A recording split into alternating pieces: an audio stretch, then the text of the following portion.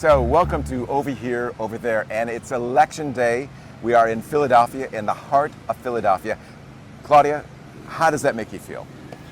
Wow, I mean, it's been a couple of days and today is the day we've all been waiting for, and it makes me anxious, nervous, but there is also some sort of calm in the air. Yeah. So it is a bit surreal.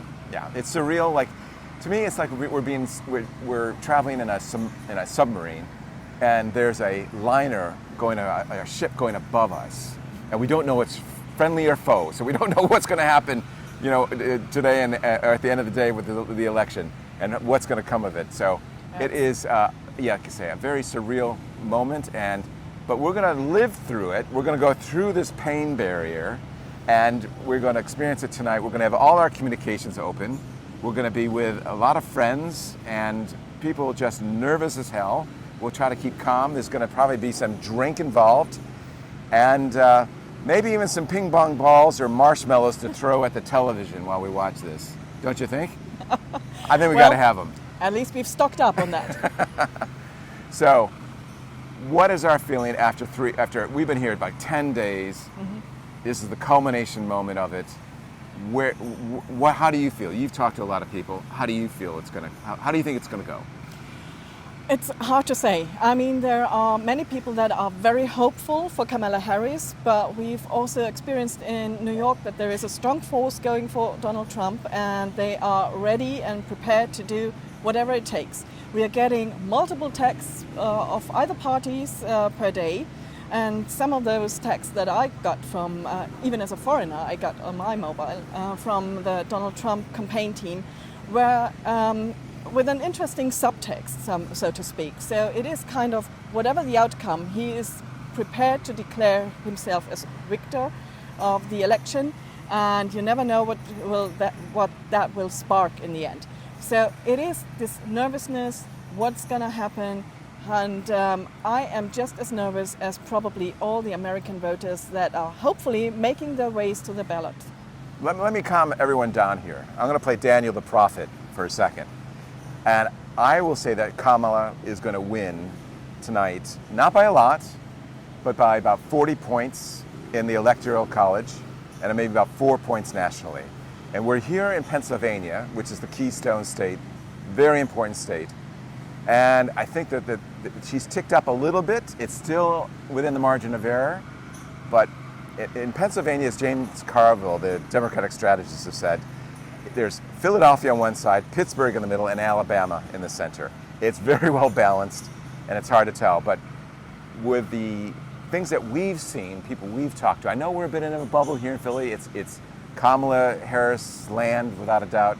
But still, the enthusiasm, I think that she has a latent potency behind her, and it's going to show through. And the people we've interviewed this morning even have agreed that we think that the key factor that might come through, obviously the economy, the immigration is always an issue, but the women's health and abortion rights, I think, will probably be the deciding factor. So you can say that about certain states, these swing states that are so important, but this one has to be won by the Democrats. I think they will win this tonight. Well, we've seen many young voters coming and turning out at the ballot, and that is something very positive. So I was very impressed. We interviewed some young voters, as Claudia said. I was really impressed with the amount of thought and just the amount of how they turned it over in their minds. And I asked them what key issues they had, and at first I confronted them with Gaza and Israel. I know, because that is such a lightning rod for the young generation, and rightly so. But I was surprised that they really came through. They understood the implications of this to them and their future, and they really, most of them said they're looking at values of a candidate, values, even over immigration, economy, climate change, and Gaza and Israel. They said the number one priority is supporting pro-democracy. I was very impressed with that. Me too, Dan, absolutely. And let's hope that this kind of answers are the ones that are spreading throughout the country, not only here in Philadelphia and Pennsylvania. And I want to say, Claudia has another job with a major newspaper in Germany. She sees all the news around the world. How do you think that this is going down back in Germany? Well, everyone is watching extremely closely, and we are back in Germany absolutely worried that it might turn out that the Lord of the Lies is going to take over the country again.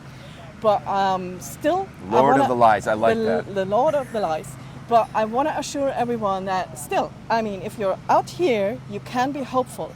And there is hope out there, and I've met and encountered so many Americans that are pro-democracy, they are pro-global things, pro-Europe, they are still allies, they are well-informed and educated. So don't overestimate the headlines that are just all about Donald Trump and his minions.